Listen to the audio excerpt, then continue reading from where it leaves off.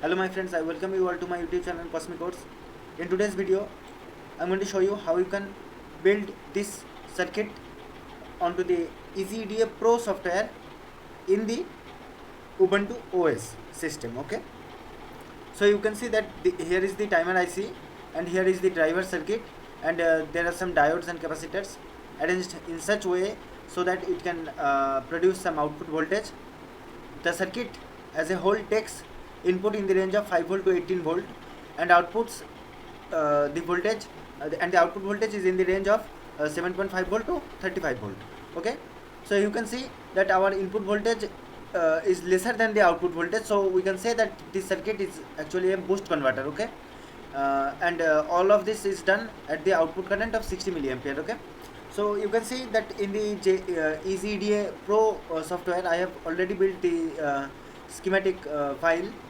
Here you can see that this is the timer IC part, this is the RC network for the timer IC, this is the input part, this is the output part, and this is the driver part. You can see that there is a transistor, NPN transistor, and there is a PNP transistor also. So these are arranged in the push-pull configuration, and these diodes are arranged in such a way so that it will produce a output voltage based on the PWM signal fed to this base terminal by this timer IC circuit. Okay, so to print this circuit into a practical PCB, we need to convert this design into the schematic file to the PCB file. Okay, so for that we can use Alt plus I, or we can go to design, then update schematic to PCB. Okay, so it will take some time, and you can see that here is our all the components, you can see,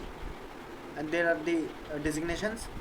So we will select apply changes, and you see that our components are placed in the area, working area. Okay, so first I'm going to arrange these components one by one. So you can see I am using space bar to rotate the component counterclockwise. Okay, so while I press the space button, the component rotates 90-degree counterclockwise. Okay, so first I'm going to place the timer IC. Next I'll select the resistances for the RC network of the timer IC. Okay, next the capacitor. Okay, now our output is going to be placed over here.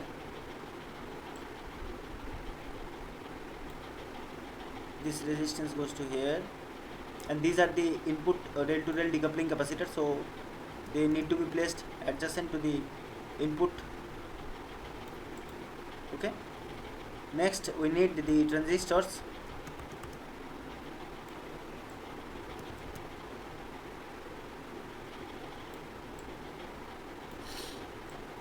Next the capacitor, the electrolytic capacitor. Next the diode,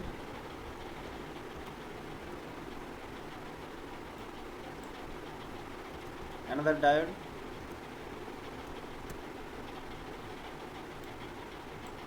and the third diode.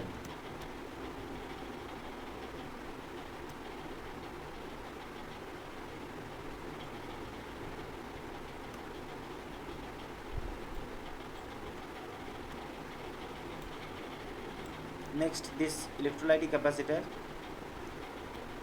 I'll place it over here, and the non-polar capacitor, I'll place it over here.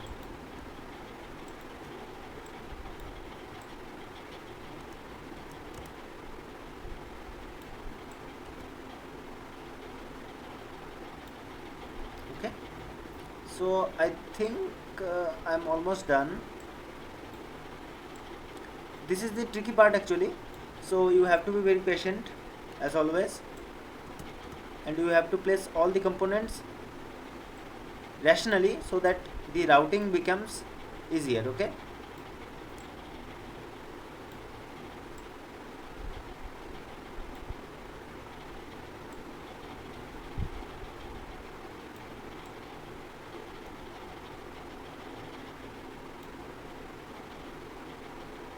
I'll place the output over here.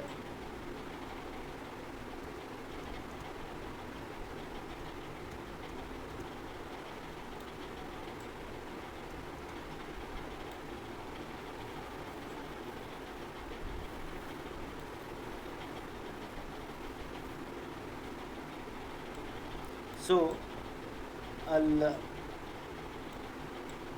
place the power in to the other side of the output. Okay, so we don't confuse the power in and power out.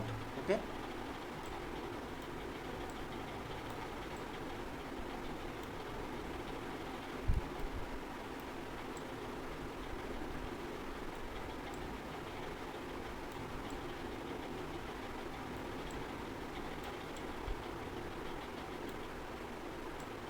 you can select multiple components together by right clicking and selecting like this. Okay,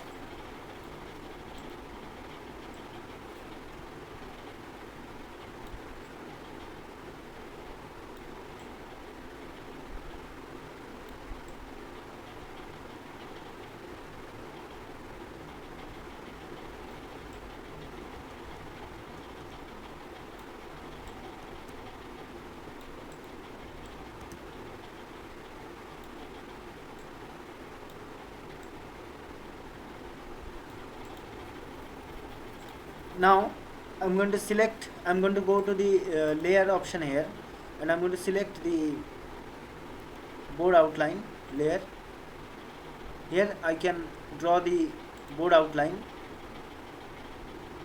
I'll leave some space, extra space for the routing purpose, and after that I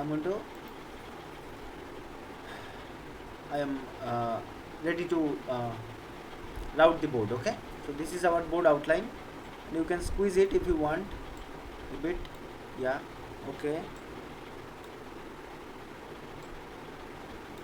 yeah. Now go to the mill option and here select as I am using I prefer to use millimeter as the unit. So now I am satisfied, so I'm going to save this by Control S, by pressing Control S. Okay, next I'm going to go to the route option.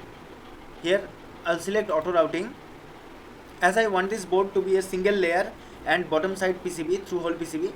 So I'm going to select unselect the top layer, and we are ready to go. But before that, go to design rule and here select the unit as and here you can select the track width. So for this circuit I'm going to use 0.75 as the track width, and I'm going to use the pad dimension to be 1.35 okay, and I'm going to change the pad diameter to say 1.35. okay, so now I'll confirm and I'll run. Okay, so you can see that almost our circuit is routed.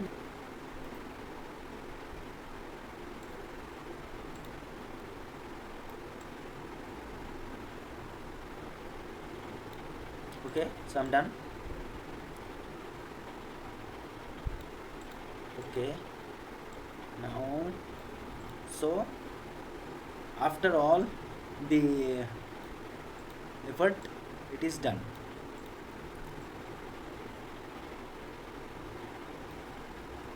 And there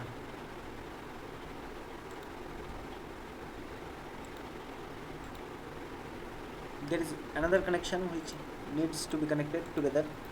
So I think all of the connections are done. Okay, now we can squeeze the board size to the required position.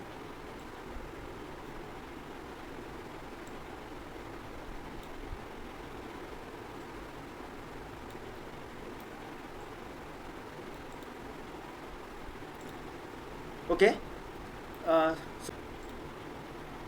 so to increase the stability of the circuit, we may use the copper area, the copper core method on the bottom layer. I'll confirm it. Okay, so it's done. You can see that the unused area of the PCB is filled with the copper. Okay, so this is called the copper port.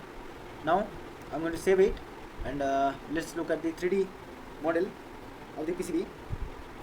So you can see that these are the components. Okay, so this is our board. You can see the copper port here.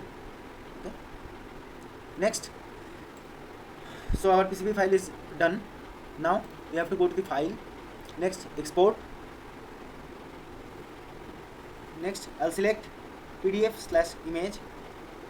Here I'll select I'll rename it as bottom. Okay, next I'll select the bottom layer and uncheck all the other layers. Okay, next I'll select export to the desktop. You can see that this is our file. So next, again I'm going to go to the file. Next, export. Next, PDF. Next, I'll select I'll rename it as top silk. Here I'll select the top silk screen, and I'm going to export it. Okay, so you can see that there is another file. This is the top silk layer. Okay, this file. Next, again we have to go to the file, then export, then PDF, and then I'll rename this file as mask.